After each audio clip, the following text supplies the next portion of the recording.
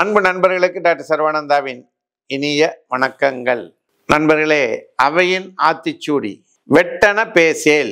அதாவது நம் எதிரே இருக்கக்கூடியவர்களிடம் வெடுக்கு வெடுக்குன்னு கோபமாக பேசக்கூடாது என்று அவை சொல்லுகிறாள். நல்லது. அடுத்து நம்ம ஹோமியோபதி சப்ஜெக்டுக்கு போவோம். அதில் ஜென்ராலிட்டிஸில் நம்ம பார்க்கக்கூடிய சப்ஜெக்ட் என்ன? கொலாப்ஸ். திடீர்னு மயங்கி அப்படியே விழுந்து விடுதல். நின்றுட்டே இருப்பாங்க, அப்படியே சடனாக விழுந்துருவாங்க. என்கிட்ட இப்போதான் பேசிக்கிட்டே இருந்தாரு, பேச பேச பேச அப்படியே விழுந்துட்டாரு. சடனா ஏற்படக்கூடிய இந்த தாக்கத்திற்கு பெயர் தான் கொலாப்ஸ். இது ஒன்று எந்த காரணமும் இல்லாமல் தெரியாமல் நடக்கக்கூடியது. இன்னொன்று, பக்கவாதம் ஏற்படுகின்ற பொழுது அவங்க தடால்னு கீழே விழுவாங்க.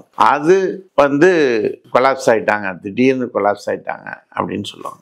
இன்னொன்று, வயிற்றுப்போக்கு, டயரியா போயிட்டே இருக்குது அப்படின்னா எப்போ அவங்க மயங்கி விழுவாங்க அப்படிங்கிறது நமக்கு தெரியாது, அந்த சூழ்நிலை. இன்னொன்று, வாந்தி எடுக்கும் பொழுதோ அல்லது எடுத்த பிறகோ இந்த மயக்க நிலை ஏற்படும், கொலாப்ஸ் ஆவாங்க. இன்னொரு கொலாப்ஸ் ஆச்சுன்னா மீளவே முடியாது. என்னன்னு புரியுதுங்களா?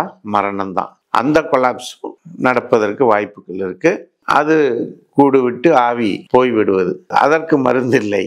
ஆனால் சடனா விழுந்து அவங்கள ரெக்கவரி பண்ணின பிறகு அல்லது வயிற்றுப்போக்கு ஏற்பட்ட சூழ்நிலையில கொலாப்ஸ் ஆகிறது, அல்லது பக்கவாதம் ஏற்பட்டு கொலாப்ஸ் ஆகிறது, அல்லது வாந்தி எடுக்கும் பொழுதோ எடுத்த பிறகோ கொலாப்ஸ் ஆகக்கூடிய சூழ்நிலையில் யார் இருந்தாங்கனாலும் அவர்களுக்கு இந்த ஒவ்வொரு சூழ்நிலையின் அடிப்படையிலே, பிரச்சனையின் அடிப்படையிலே மருந்துகளை கொடுத்து அவர்களை மீட்டு எடுப்பதற்குரிய வசதிகள் ஹோமியோபதி மருத்துவத்தில் இருக்கிறது. நண்பர்களே, இதனை பயன்படுத்தி கொள்ளுங்கள் என்று கூறி வாய்ப்பளித்த சர்வம் யூடியூப் சேனலுக்கு நன்றி கூறி விடைபெறுகிறோம். நன்றி, வணக்கம்.